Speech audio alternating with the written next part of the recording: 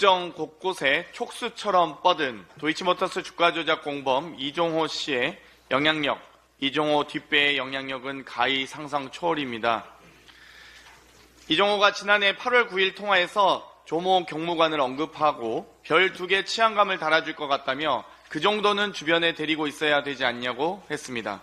그런데 어제 MBC 보도에서 조모 경무관의 수사 외압이 확인됐지만 징계를 받지 않은 사실이 드러났습니다. 조모 경무관은 지난해 10월 5일, 10월 14일 두 차례 영등포 경찰서 수사팀에 전화를 걸어 다국적 조직원들의 마약 사건에 외압을 넣은 것입니다.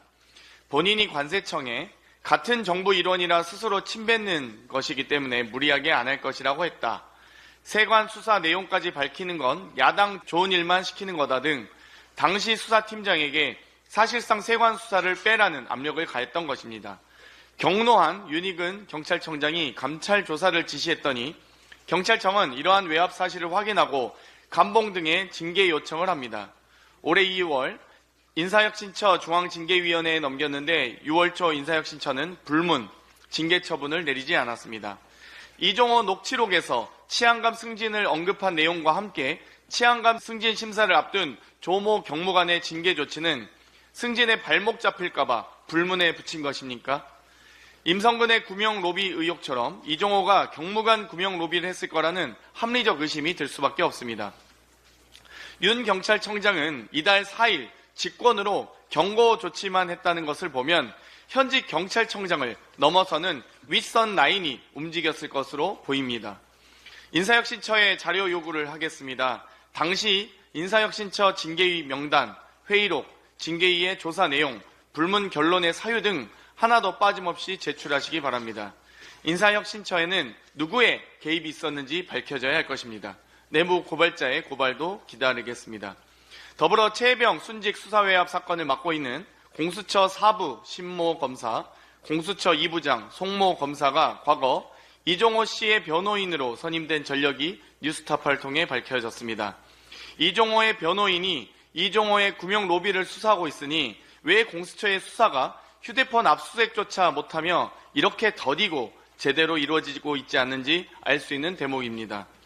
이런 상황에서 이종호의 허풍으로만 받아들일 수 없는 신비한 일들이 많이 일어나고 있습니다.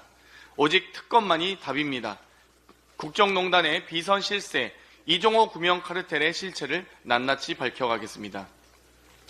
진술 회유 등 사건 조작으로 올라진 대북 송금 사건으로 이재명 전 대표를 괴롭히겠다는 검찰의 목적에 대법원이 맞장구를 쳤습니다.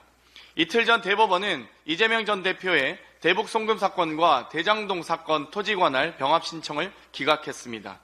형사소송법에 따르면 토지 관할이 다른 여러 개의 관련 사건이 각각 다른 법원에 있을 경우 검사나 피고인의 신청에 따라 한 개 법원에서 병합 심리할 수 있습니다.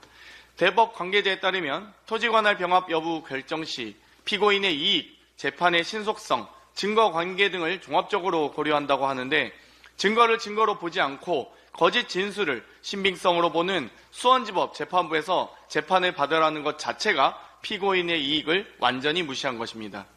반면 재판 지연과 선고 회피를 위한 신청이라는 검찰의 병합 반대 주장은 받아들인 것입니다. 이재명 전 대표는 일주일에 최소 2회에서 많게는 4회까지 서울과 수원을 오가며 재판에 출석해야 하는 불이익을 받게 되었습니다. 누구는 압수수색과 소환조사 없이 공손히 서면만 요청하는 반면 누구는 의정활동 등 업무를 방해하고 사실상 감금이나 다를 바 없는 처사를 당하고 있습니다. 무도한 정권 들어 악마 같은 검찰의 행태와 이에 동조하는 법원을 보며 국민의 신뢰는 점점 줄어들고 있습니다. 하루빨리 검찰 법원의 신뢰가 회복될 수 있도록 민주당은 외압 의혹의 진실을 밝히기 위해 박차를 가하겠습니다. 이상입니다.